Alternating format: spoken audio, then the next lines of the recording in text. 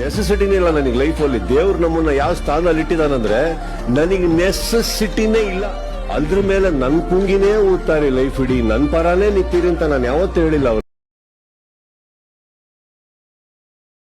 ಅವ್ರ ಪಕ್ಕ ಕೂತಿದಾರಲ್ಲ ಮೇಡಮ್, ಅವತ್ತಿಗೆ ನಾನ್ ಹೇಳ್ತೀನಿ ಕೇಳಿ, ನನ್ನ ಭಾಗಕ್ಕೆ ಸತ್ತರು ಅವರು.